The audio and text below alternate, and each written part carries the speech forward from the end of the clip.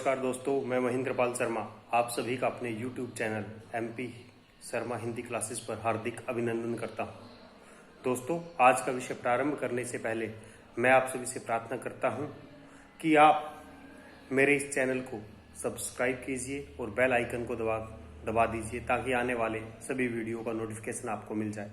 साथ के साथ वीडियो के अंत में मुझे कमेंट में लिख करके जरूर बताइए कि आपको यह वीडियो कैसी लगी। लाइक कीजिए, शेयर कीजिए। तो आज का विषय है हमारा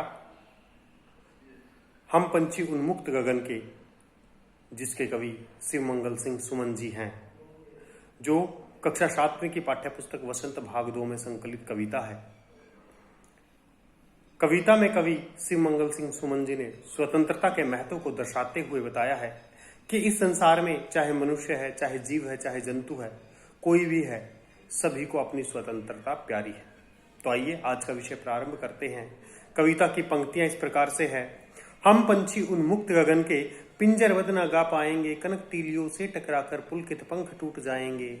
हम बहता जल पीने वाले, मर जाएंगे भूखे प्यासे, कहीं भली है कटुक निबोरी, कनक कटोरी की मैदा से। संदर्भ: प्रस्तुत पंक्तियां हिंदी की पाठ्यपुस्तक वसंत भाग 2 में संकलित हम पंछी उन्मुक्त गगन के नामक कविता से ली गई है, जिसके कवि शिवमंगल सुमन जी हैं। प्रसंग: प्रस्तुत पंक्तियों में कवि ने स्वतंत्रता के महत्व को दर्शाते हुए इस प्रकार से कहा है। व्याख्या: कवि पक्षियों के माध्यम से बताना चाहता है कि स्वतंत्रता सभी को प्रिय होती है।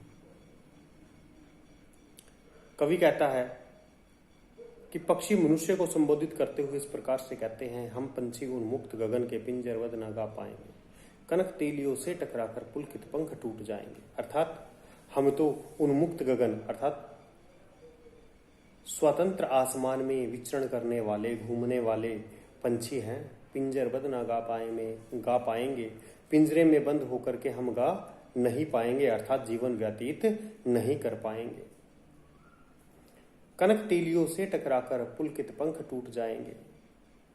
पक्षी कहते हैं कि अगर मनुष्य ने हमें पकड़ करके पिंजरे में बंद कर दिया, सोने के पिंजरे में भी बंद कर दिया, तो उस सोने के पिंजरे की सलाखों से टकरा करके हमारे जो पुलकित पंख हैं अर्थात जो कोमल पंख हैं वो टूट जाएंगे।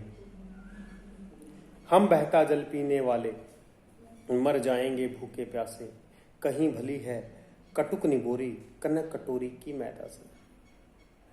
पक्षी कहते हैं कि हे मानव, हम तो नदी के बहते जल को पीने वाले हैं, स्वतंत्र रह करके नदी के बहते जल को पीने वाले हैं। अगर आप लोगों ने हमें पिंजरे में बंद कर दिया तो हम भूखे प्यासे मर जाएंगे।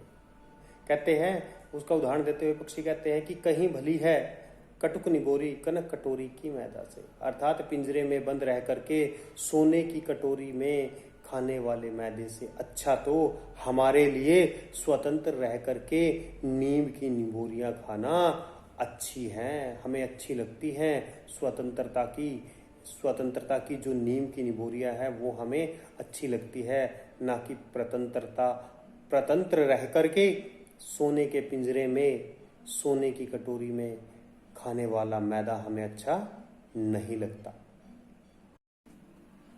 स्वर्ण श्रृंखला के बंधन में अपनी गति उड़ान सब भूले, बस सपनों में देख रहे हैं तरु की फुगनी पर के झूले।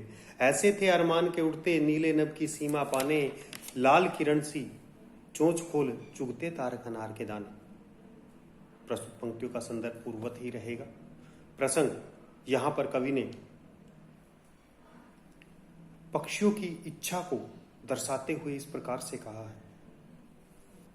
कि स्वर्ण श्रृंखला के बंधन में अपनी गति उड़ान सब भूले, बस सपनों में देख रहे हैं तरु की फुगनी पर के झूले।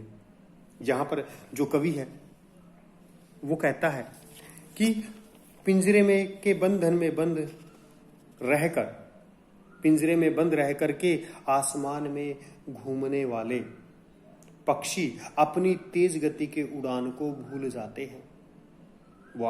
पिंजरे में उड़ नहीं पाते हैं, इसलिए उनका उड़ने का जो अभ्यास है वो धीरे धीरे कम होता जाता है और वो अपने आकाश में तेज गति से उड़ने का जो उड़ान है, तेज गति की जो उड़ान है उसको भूल जाते हैं।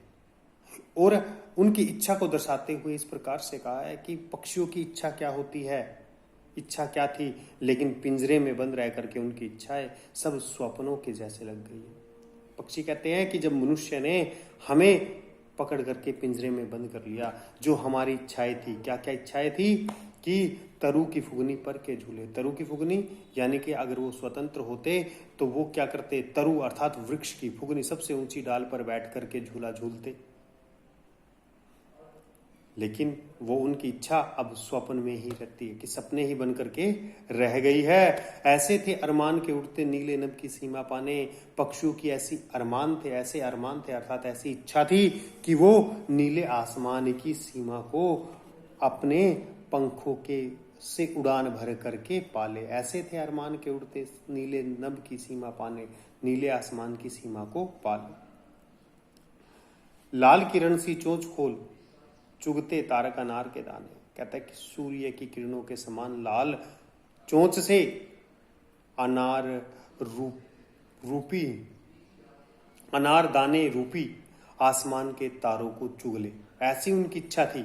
लेकिन मानव ने क्या किया, उनको पिंजरे में बंद कर दिया और उनकी इच्छाएं धरी की धरी रहेगी। वो स्वप्न में ही इस प्रकार की इच्छाओं को देखते हैं। होती सीमाहीन क्षितिज से इन पंखों की होड़ा होड़ी, या तो क्षितिज मिलन बन जाता या तंती सांसों की डोरी। नीड न दो चाहे टहनी का, आश्रय छिन भिन कर डालो, लेकिन पंख दिए हैं तो आकुल उड़ान में विघन न डालो, आकुल उड़ान में विघन न डालो। संदर्भ पूर्ववत ही होगा प्रसंग। इन पंक्तियों में कवि ने बताया है कि पक्षी लंबी उड़ान भरने के लिए सीमाहीन क्षितिज से मिलन करना चाहते हैं। व्याख्या, होती सीमाहीन क्षितिज से इन पंखों की होड़ा होड़ी, अर्थात कवि कहता है कि पक्षी चाहते हैं कि वो सीमाहीन क्षितिज से तक उड़ान भरना चाहते हैं, अपने पंखों के माध्यम से वो सीमाहीन क्षितिज तक उड़ान भरना चाहते हैं। क्षितिज शब्द का अर्थ होता है कि जहां पर हमें पृथ्वी और आकाश मिलते हुए दिखाई देते हैं, उस स्थान को क्षितिज कहा जाता है, जो सीमाहीन है, अर्थात उसकी कोई सीमा नहीं है। हम जैसे जैसे आगे जाते हैं वो वैसे ही वैसे हमें आगे दिखाई देता है, तो क्षितिज की कोई सीमा नहीं है। तो पक्षी चाहते हैं कि वो लंबी उड़ान भरे। पक्षी लंबी उड़ान भरने के लिए क्षितिज मिलन चाहते हैं, क्योंकि उनके आगे उड़ने की कोई सीमा नहीं होती, वो निरंतर उड़ता ही रहना चाहते हैं। उड़ना उनका स्वाभाविक गुण है। वो कहते हैं कि या तो क्षितिज मिलन बन जाता या तंती सांसों की डोरी। कहता है कि जब हम अपने पंखों से क्षितिज मिलन के लिए उड़ान भरते, या तो हम उस सीमाहीन क्षितिज को पा लेते, या फिर हम क्या करते, अपने लक्ष्य की प्राप्ति के लिए अपने प्राणों का त्याग कर देते। या तंती सांसों की डोरी का अर्थ क्या है, मृत्यु को प्राप्त हो जाना। तंती सांसों की डोरी अर्थात मृत्यु को प्राप्त हो जाना। अब अंतिम पंक्तियों में जो पक्षी हैं वो मनुष्य से प्रार्थना कर रहे हैं, उनसे प्रार्थना कर रहे हैं कि नीड न दो चाहे टहनी का, आश्रय छिन भिन कर डालो, लेकिन पंख दिए हैं तो आकुल उड़ान में विघन न डालो। अब वो मनुष्य से प्रार्थना कर रहे हैं। कौन कर रहे हैं प्रार्थना? पक्षी कर रहे हैं कि नीड न दो चाहे टहनी का। नीड अर्थात घोंसला, कि आप हमें टहनी पर घोंसला ना दीजिए, ठीक है ना। रहने के लिए घोंसला रहने का होता है ना।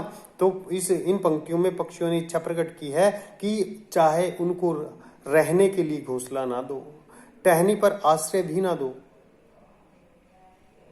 उन्हें घोंसला ना दो, उन्हें टहनी पर रहने ना दो, उनके आश्रय अर्थात उनके घोंसले को तोड़ डालो, छिन्न भिन्न कर डालो। आश्रय छिन्न भिन्न कर डालो अर्थात तोड़ डालो।